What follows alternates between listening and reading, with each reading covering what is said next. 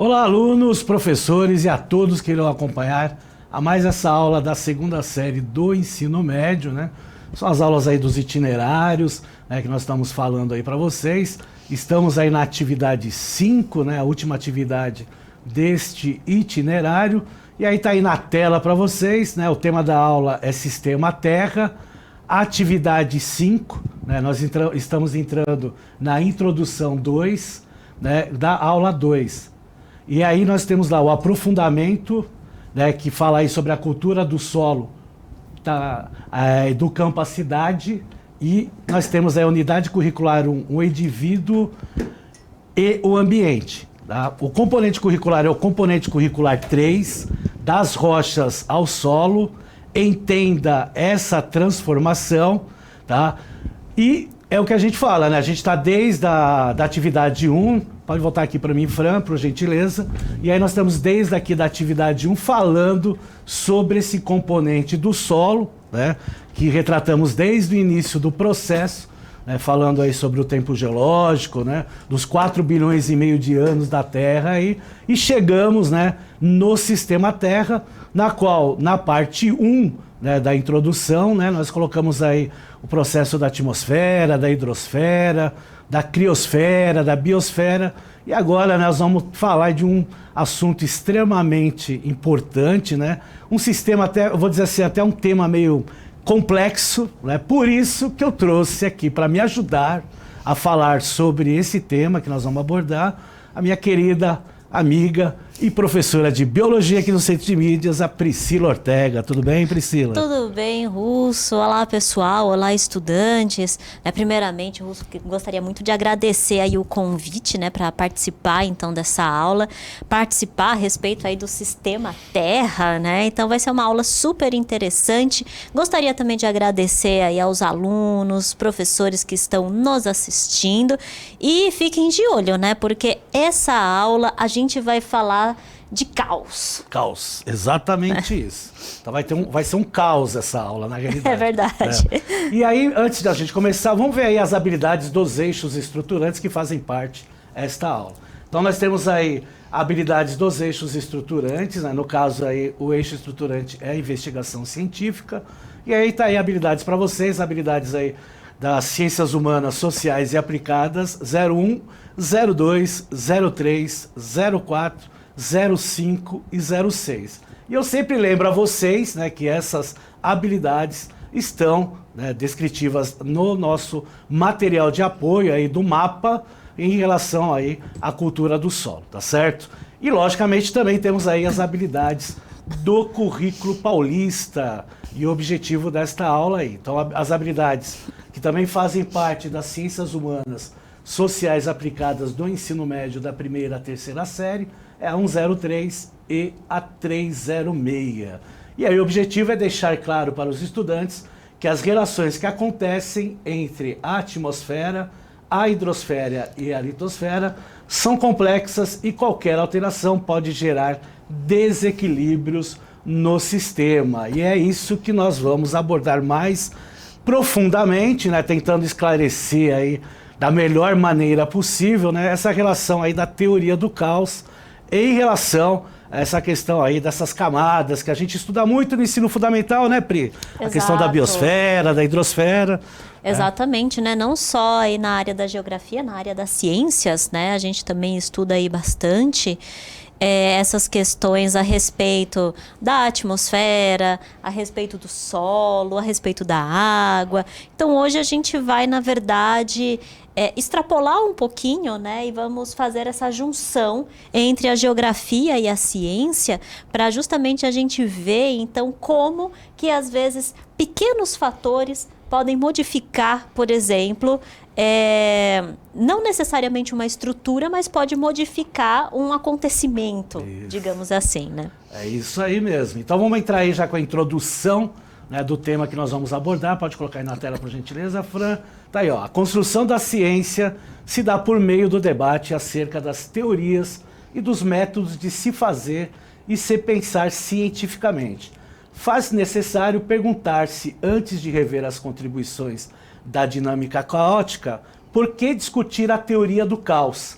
quiçá seja a busca por essa resposta a motivação central existente por trás dos objetivos de uma pesquisa sobre a influência da existência ou não do caos na ciência. Então, o significado do caos foi discutido aí, né, por Fair, né, que é Henry Fair, né, em 2012, que conceitua aí o caos como uma diferença sistemática entre as condições de início e término de um sistema em que a dinâmica caótica se dá entre o começo e o fim. E a teoria do caos, ela retrata muito essa relação, né?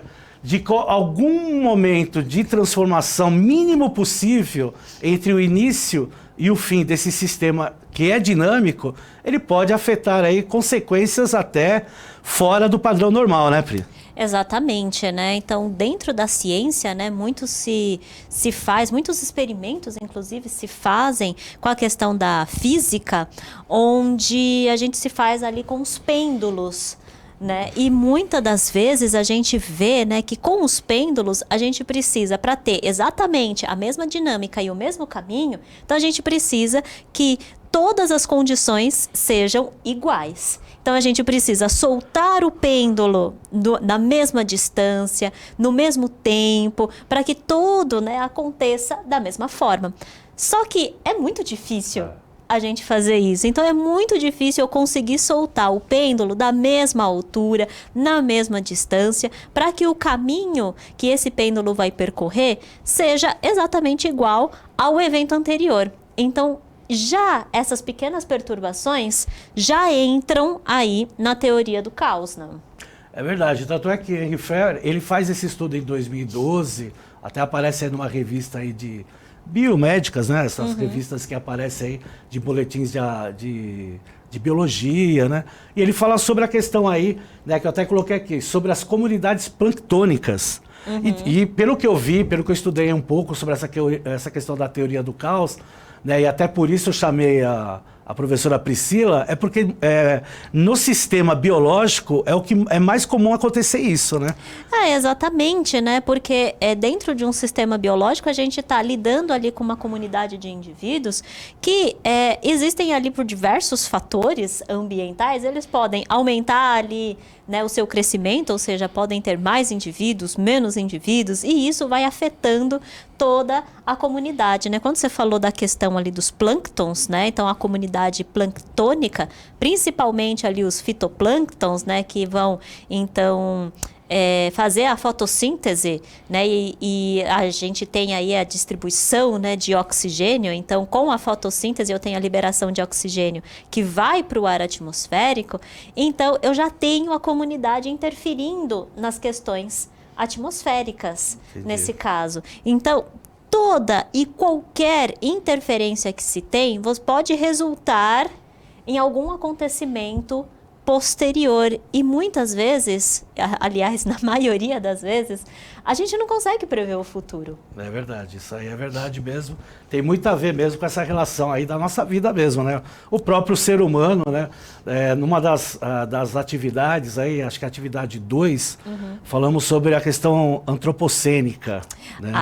Bem bacana. E se faz já um estudo aí de uns 40 anos de se colocar o período antropoceno no tempo geológico. Exato. Eu lembro também que em uma das aulas lá do nosso componente do solo à célula, que também está nesse aprofundamento, a gente também resgatou, né, essa nomenclatura justamente para abordar a interferência do ser humano no meio ambiente. Então, olha só, né, como os nossos componentes aí se comunicam. É, né? Verdade, isso aí está lá no mapa, né, e a gente tem lá os componentes, né, a Priscila tem também, né, um componente em cima do mesmo mapa, né. Exato. E se trabalha muitas coisas muito parecidas e alinhadas, né, tanto é que a gente faz reuniões aqui para alinhar isso aí, e é por isso que a Pri está aqui para me ajudar e muito na questão aí da teoria do caos. Vamos lá na próxima tela, que a gente vai falar sobre um pouco aí da teoria do caos. Então, ela é um dos mais importantes estudos científicos da atualidade, isso porque é aplicada em praticamente todas as áreas do conhecimento humano, desde as ciências exatas até as ciências humanas, até mesmo a Priscila comentou sobre isso. características inerentes aos sistemas complexos. A ideia por trás dela é que uma pequenina mudança no início de um evento pode trazer consequências enormes e desconhecidas com o passar do tempo. Então tem essa frase, né, que foi falada, né, por Edward Lorenz, né, que nasceu em 1917 e morreu em 2008. Ele soltou essa frase na 139ª conferência, né, de encontro da Associação Americana para o Avanço da Ciência em 1969. E ele diz: é como se o bater das asas de uma borboleta no Brasil causasse, tempo depois, um tornado no Texas. Então, após esse comentário de Lorenz, o estudo sobre sistemas caóticos passou a despertar grande interesse em toda a comunidade científica. Olha que interessante, né, Pri? Falar, dar uma relação do nosso país. Você sabe que eu estava estudando essa teoria do caos e essa frase, eles até colocaram uma referência num dos sites que eu vi, de colocar assim: se uma borboleta bater asas na China, sim, né, vai ter um efeito de tornado no Texas. Então já foi até para a China já, essa é a frase dele. E é interessante essa frase, né, Pri? É super interessante, né? Apesar da gente ver, por exemplo, pelas questões científicas, né, de que seria um tanto quanto difícil, né, isso acontecer. Então, bater das asas, por exemplo, aqui no Brasil, causar um furacão, algum, né, movimento desse lá no Texas, mas o que ele quer dizer, na verdade, é que algum pequeno evento que aconteça fora do inesperado pode, então, resultar em algum outro acontecimento lá no futuro que a gente não consegue prever. Inclusive, a gente fala muito das questões climatológicas, né, das questões do tempo, da meteorologia. E a meteorologia entra também nessa teoria do caos, justamente porque a gente não consegue prever eventos meteorológicos. A gente mal consegue determinar durante uma semana como vai ser o tempo e muitas vezes a gente erra. Então, justamente, né, quando você muda ali uma pequena casa decimal, né, dentro ali dos números que vocês colocam lá no computador para fazer todo esse aspecto aí da meteorologia, se há uma mudança, uma pequena modificação, que seja um arredondamento de uma casa decimal, tudo isso já vai influenciar nas questões da gente determinar, então, a meteorologia, né, nesse caso. Então, por isso que na teoria do caos é muito difícil a gente conseguir prever ações futuras. É verdade. E a Pri até citou a questão meteorológica, foi um dos estudos aí que Lorenz fazia, né? A gente vai ver mais para frente. E foi nesses estudos meteorológicos aí de frações decimais retiradas que ele fez, que ele aí encontrou, né, essa teoria do caos, né? E essa frase, ela acaba impactuando. E a gente sabe que cientista, quando ele faz uma associação e faz uma reunião entre cientistas, né, a frase mais impactante é que fica, né? Exato. Foi o que aconteceu aqui com ele, é interessante isso. Mas nós temos aí na próxima tela, né, um outro cientista bem anterior a Edward Lorenz, né, que é o Henri Poincaré, né, 1854 a 1912, e o fenômeno do caos foi descrito aí pela primeira vez por um matemático e astrônomo, né, o Henri Poincaré, quando que ele estudou a estabilidade do sistema solar. Olha, já estamos falando aí de universo. Ao considerar um problema um pouco mais complexo, em que o Sol e Júpiter atuariam gravitacionalmente sobre uma massa infinitesimal, um asteroide, por exemplo. Então, Poincaré descreveu órbitas que apresentavam grandes variações de comportamento a partir de pequenas variações das condições iniciais, mais ou menos, né, o efeito, né, que a Pri citou sobre a questão meteorológica, né, de tiradas aí de valores decimais, né. Então tá aí, ó, como ele mesmo declara em um dos seus volumes, vamos ver se o meu francês está bom, né? Les méthodes noiviles de la mécanique céleste. Não foi muita coisa, mas deu para entender alguma coisa, né? Publicado entre os anos de 1892 e 1899, ó, bem anteriormente, né? É impressionante a complexidade desta figura que eu nem mesmo tento desenhar. Nada é mais adequado para nos dar uma ideia da complicação do problema dos três corpos, né, que foram citados aí na primeira frase, e em geral de todos os problemas de dinâmica, né? E tem essa relação com a palavra dinâmica, né, Pri? Sim, exatamente, né? Até muitos físicos e cientistas, né, eles acreditavam num primeiro momento num determinismo, ou seja, que tudo poderia ser explicado por meio de alguma equação ou por meio de alguma teoria. Só que a partir do momento onde entra as questões climatológicas, onde entra as questões das órbitas, a gente tem vários outros efeitos e tem vários outros agravantes que podem influenciar, então, determinados eventos. Então, a partir daí, os cientistas já não conseguem mais determinar por meio de equações muitos dos eventos que acontecem, então, no nosso planeta e que acontecem na comunidade científica.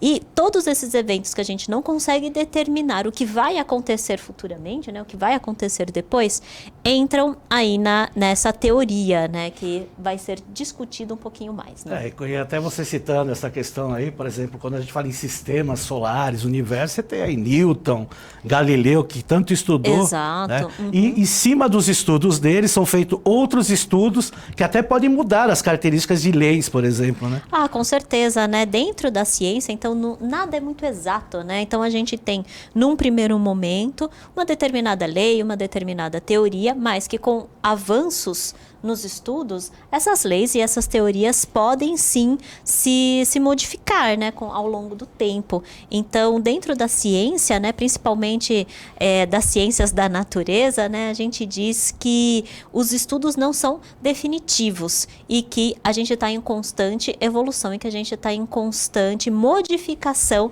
do nosso conhecimento. Né? É isso aí mesmo, tá certo. Vamos lá ver, né, um pouquinho aí de Edward Lorenz, né, que nasceu em 1917, faleceu em 2008, né, gente, bem depois de Henri Poincaré. Mas tá aí, ó, no começo da década de 1960, o meteorologista e matemático estadunidense Edward Lorenz percebeu que suas previsões sofriam alterações consideráveis quando ele alterava ou desconsiderava algumas casas decimais nos seus cálculos.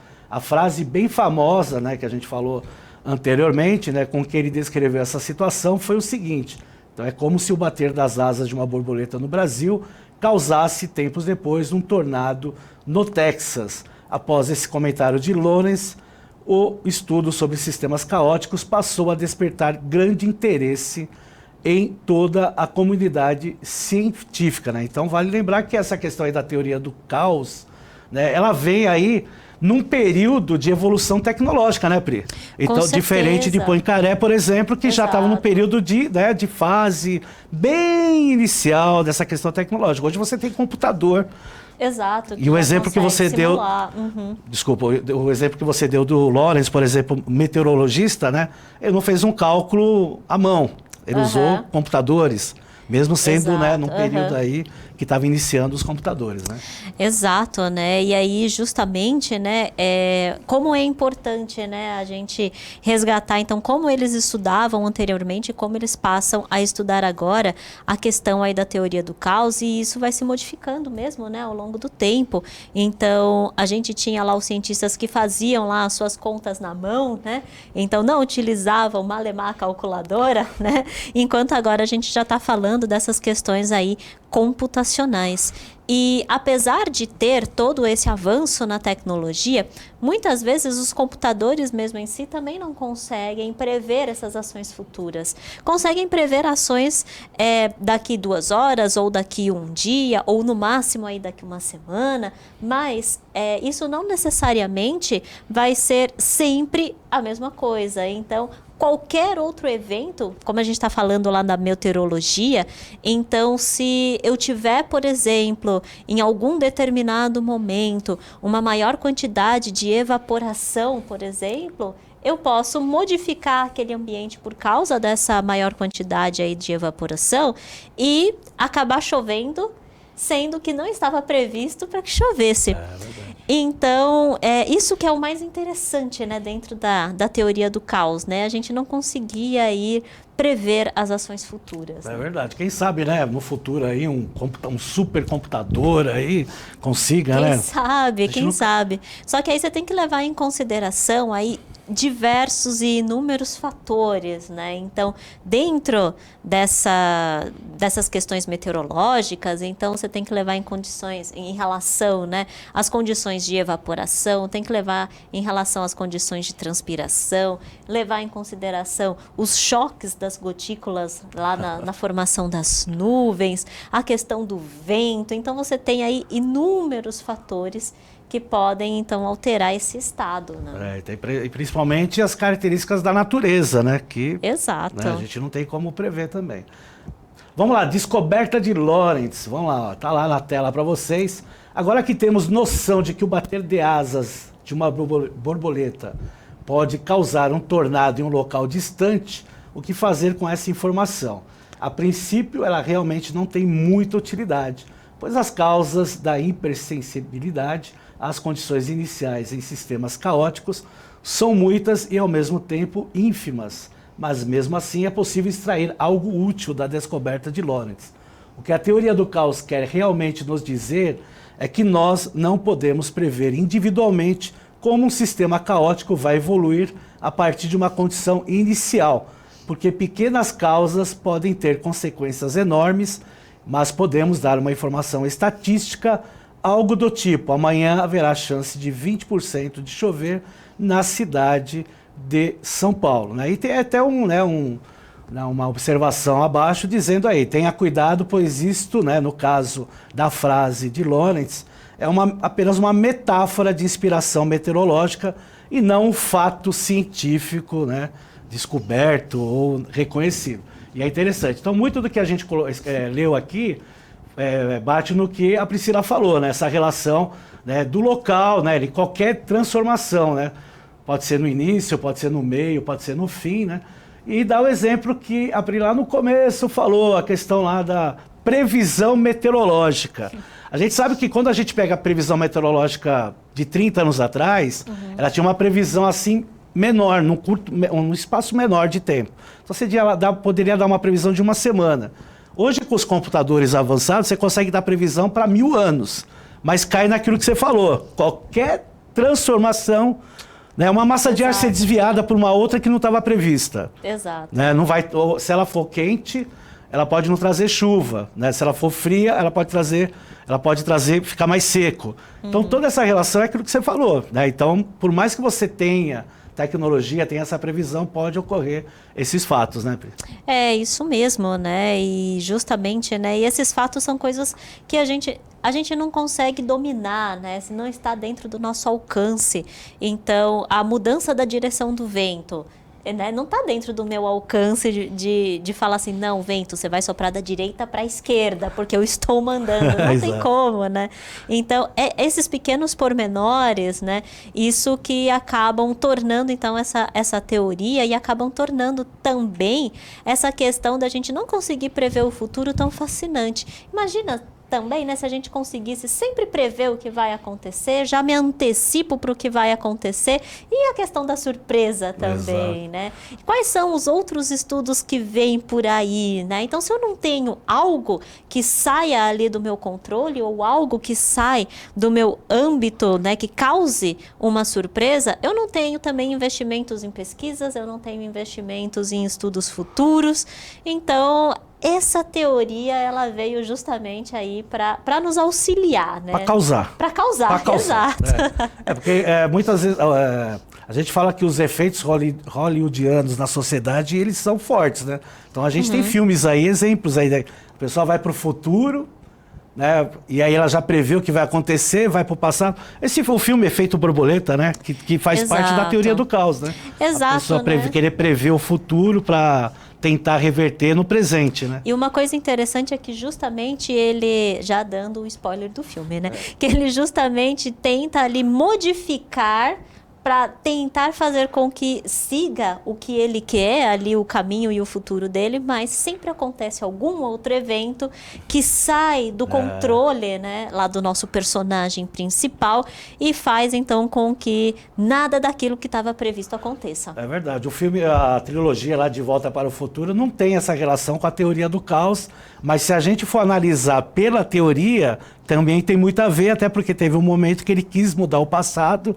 Sim. E aí começou a sumir as pessoas dos álbuns, né? Lembra? Exatamente, Então, exatamente. ou seja, ele está transformando o presente dele, né? Pelo um efeito que ele fez no passado, né? Então é uma questão aí mesmo de caos mesmo, de causar uma relação que já aconteceu. Vamos lá para o pêndulo caótico. Então tá lá, o experimento pêndulo caótico proporciona visualizarmos um sistema caótico na prática, formado aí por 3 ímãs na base e um ímã preso em um barbante. A pessoa que vai fazer o experimento iniciará balançando e observando a trajetória que o pêndulo vai fazer. Após o pêndulo parar, a mesma pessoa tentará mais uma vez balançá-lo, buscando iniciar o movimento exatamente da mesma maneira que iniciou no primeiro ato. Segundo o que aprendemos até aqui, já sabemos que a pessoa dificilmente executará essa tarefa com sucesso devido às inúmeras pequeninas variações que ocorrerão ao longo do experimento, que foi o exemplo que a Pri deu, né? Que você pode fazer aí movimentos variados, mesmo você achando que está fazendo o mesmo movimento. Você pode até marcar onde você iniciou o movimento. Eu já vi até exemplos aí em vídeo, e mesmo assim o movimento ele vai ser diferenciado, né? É, exato, né? Porque aí você, mesmo que você solte exatamente, né, da mesma distância, que você, né, tente controlar toda essa questão do experimento, vão ter outras variáveis aí no meio do caminho que podem interferir, então, aí no balanço do pêndulo, né? Então, justamente as questões também atmosféricas, atritos e todos esses aspectos, né, que estão presentes aí no ar. Então, a presença aí de um determinado vento, um ar que soprou de uma determinada direção e agora mudou de direção. Então, isso pode modificar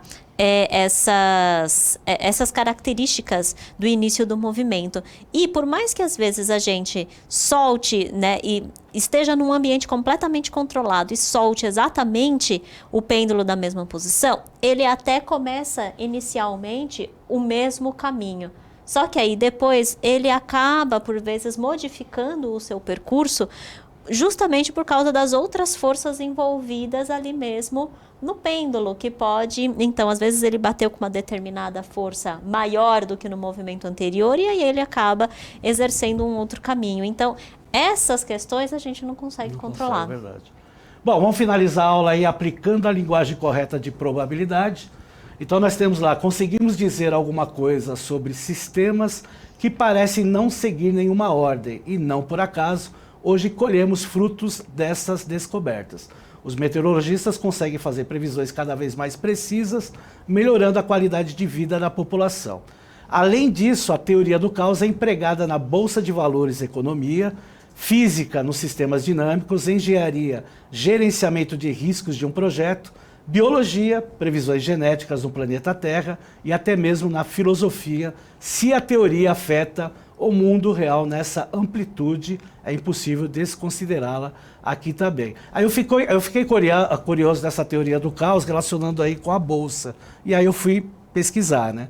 E aí ele falou que teve lá um artigo em 1999, né, de 2 pesquisadores europeus, que mostraram o comportamento dos investidores que podem desestabilizar o mercado, aí, levando aí a volatilidade do mercado que acontece na Bolsa, né, porque ela está muito relacionada com o mercado financeiro internacional e com o que os acionistas acionam na Bolsa de Valores. Né? E às vezes uma palavra, né, que às vezes um determinado, né, assim, sócio, empresário, às vezes uma palavra em uma entrevista que ele acaba dando pode fazer essa modificação completa aí, né, na economia e na bolsa. Uma fake news hoje também, né? Também, né? Verdade. É isso aí, galerinha. Vamos lá para orientações para o aluno. Tá lá para vocês uma pesquisa.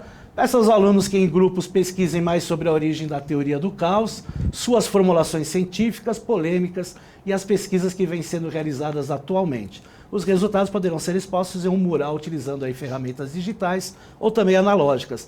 Tá aí, né, o link aí para vocês utilizarem uma ferramenta digital. O objetivo é deixar claro para os estudantes que as relações que acontecem entre a atmosfera, a hidrosfera e a litosfera são complexas, a qualquer alteração podendo gerar desequilíbrios no sistema. E é isso que a gente tentou aí passar para vocês hoje, né? Sobre a questão da teoria do caos, certo? Não esqueçam aí de avaliar a nossa aula, tá aí o QR Code e o link. Quero agradecer imensamente a Priscila por ter me ajudado e muito nessa aula aí. Valeu mesmo. Muito obrigada pelo convite. Espero ter contribuído aí para a aula e agradecer a todos que estão nos assistindo. Com certeza contribui. Um forte abraço a todos e até a próxima.